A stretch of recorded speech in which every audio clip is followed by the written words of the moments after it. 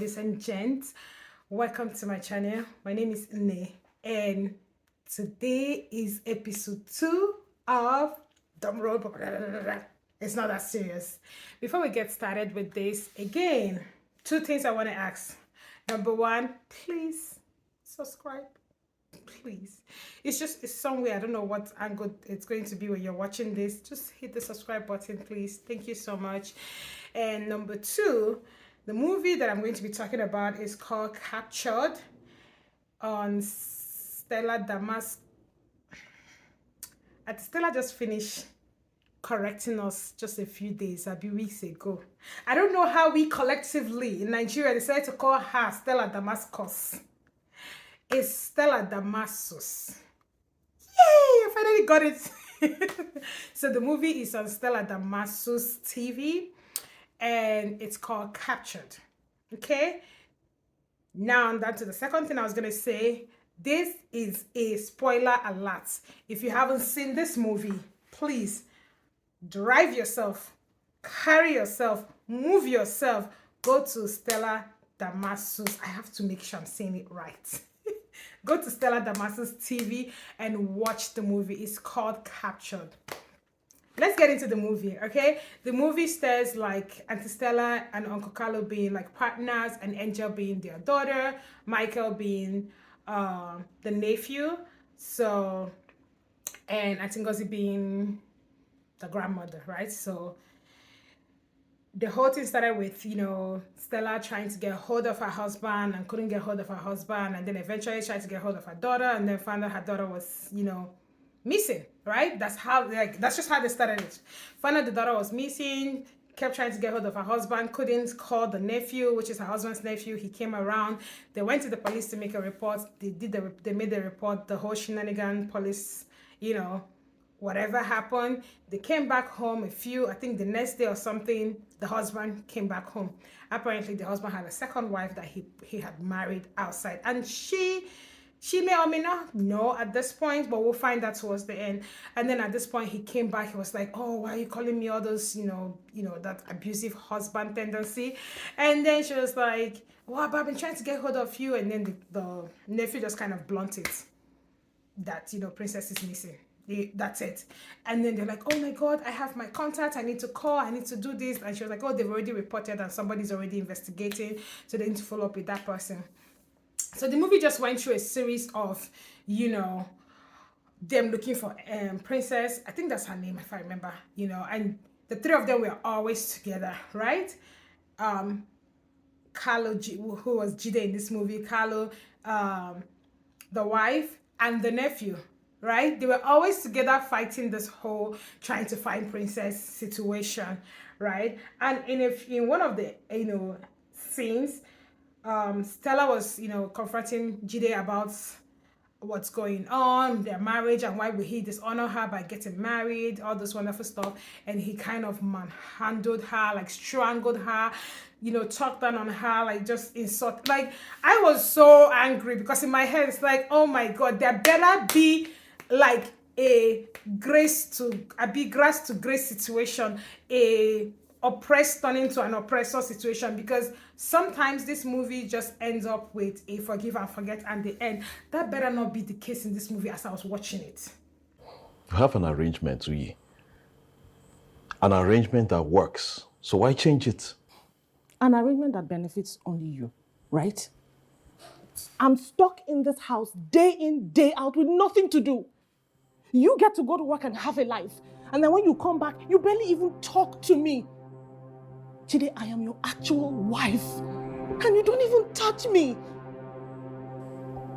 I'm not allowed to work and make my own money. I can't go anywhere without your approval. I can't have friends that I can visit. The only thing I have is myself and my daughter, and I don't even have her anymore because of you, and that's your... Don't even think of her! Don't mention her Wednesday! Is that... Why do you always do this? Why do you always try to push me? Don't ever push me! You're not pushing me! Do you? Then why do you always not bring out the beast in me? Do you not bring out the beast in me? Then why? No, why? Tell me! Why do you love attacking me. No, you always love attacking me. Why? Don't I do anything for you? Don't I put a roof over your head? I give you everything under this world, but you still remain ungrateful. And then she would take pictures of the injuries, like she had, like, you know, the choking line. So she would take pictures of it, and I know that she was saving it for something, but I was hoping that something better be tangible. Now, to establish her husband, Jide is a very influential person into politics and whatnot. So knowing the Nigerian system is going to be hard to take down such person, like super hard. Wherever you go to or run to, they're gonna find you. If you try to send them to jail, they will find their way out. What am I even saying? They will not even make it to jail. What I'm saying, find it. Shebi, you don't go jail before they come out, Sabi? They will not even make it to jail. Okay? The mother-in-law, who happens to be Auntie Ngozi, she supports, you know, the wife. You know, she's against what Jide is doing. She supports the wife. So now it's like the whole family is together trying to find Princess, right? So that went on, and then they kept trying to, you know, capture people to interview. But then there was something that was going on, because I felt like in my head it was husband and wife looking for their daughter.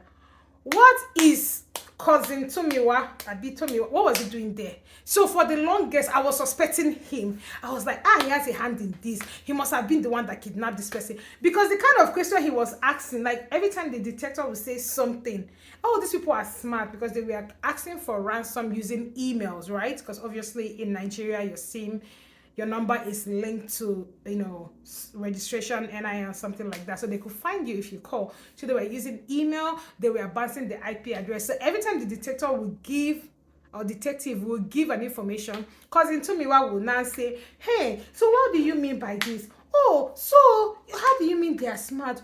Oh, so, hey, he was always there. So in my head, I'm like, is this person?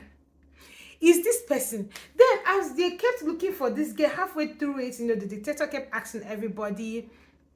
I was like, it might be the mother. It might be the mother, because maybe this is just her way of getting the attention of her husband, based on the fact that, you know, he went to marry a different woman or another woman. This might be the wife. Okay, so this continued until, you know, we get to a point where they actually delivered the ransom. So they asked for, is it $35,000?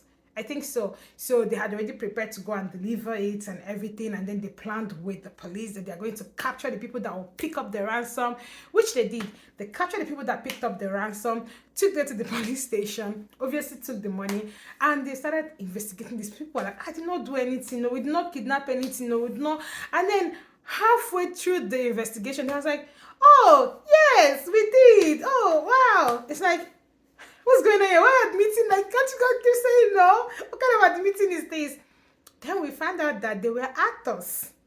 They're like, oh yeah, they're actors. Somebody told them that they were acting a movie and they needed kidnappers in the scene, and, you know, they didn't want to pay or whatever, so they just got them and then they paid them. This is when we now enter into her flashback. It's like a sweet girl. As like, it's so satisfying to see an oppressed become, you know, the cornerstone. Or I would say an oppressor, because she didn't really oppress him, she got away from him. Okay, that's when we now found out that there was a plan from beginning. Mother, daughter, and cousin. I should be at you put that cousin. That cousin was very suspicious. Mother, daughter, and cousin were into this plan. The girl was like, she was tired of seeing her father, you know, abuse her mom, and she wanted the mom to break free. And the mom was like, I don't have money. There's no way to start. Your father is not going to give us money, because he refused to give her money. He refused for her to work. He didn't want her to have friends and all those wonderful stuff. So obviously she's stuck at home, cashless, and his dad has passed on. So he wasn't giving his mom enough, like a lot of money, to the point that she will have, you know, thousands of dollars to give out. Does that make sense? You are looking serious. What is it? So I'm going to fake my kidnap.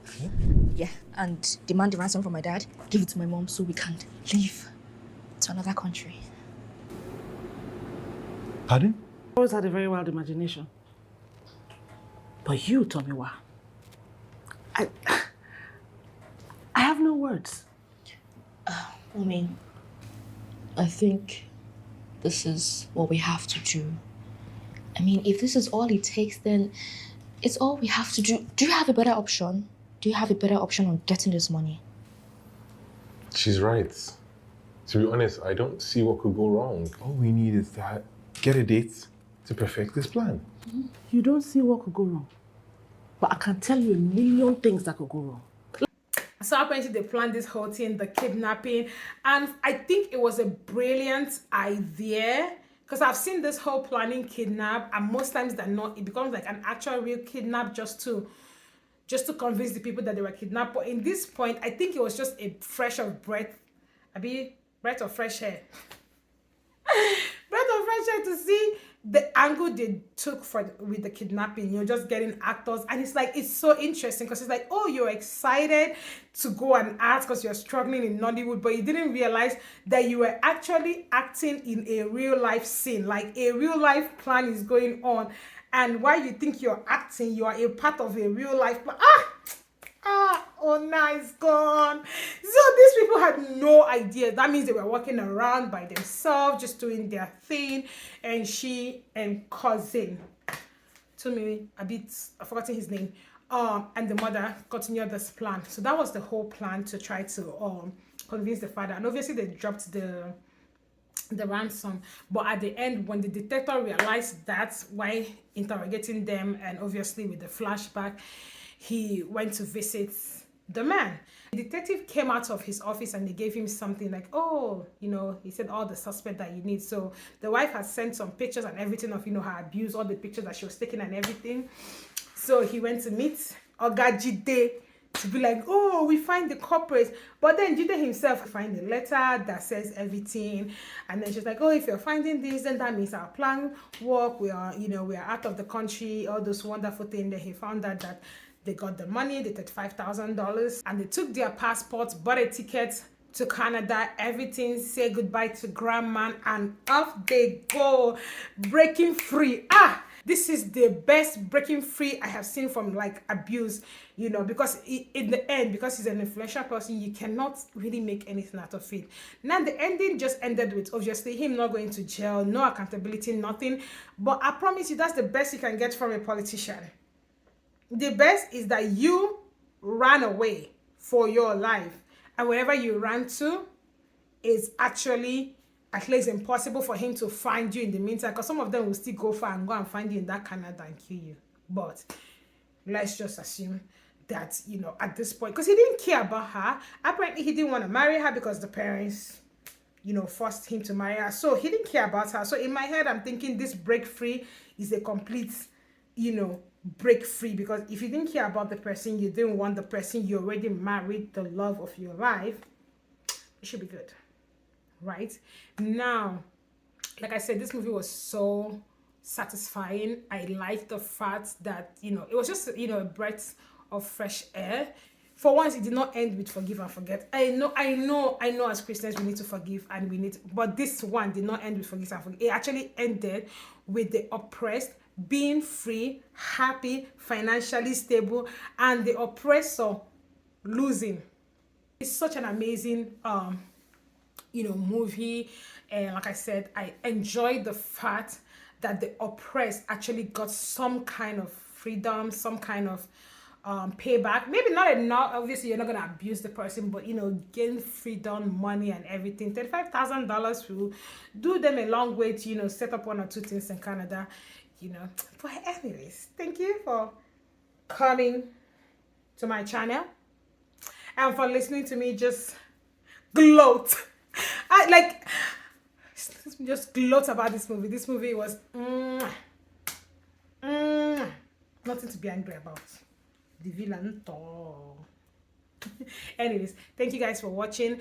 If you have any opinion about the movie, if you have seen it, just let me know in the comment section. If you think the villain should have gotten more punishment, please let me know, and how that is going to be possible, because the villain is a politician in Nigeria. A politician in Nigeria is the equivalent to untouchable, period. So there was no other way. But guys, thank you all for watching, and please do me a favor, share this video, like, subscribe again, comment, like, please comment, because if you comment, it's going to get my video out there in the new YouTube algorithm. They say it's comment and like that gets us out there, so comment. Okay.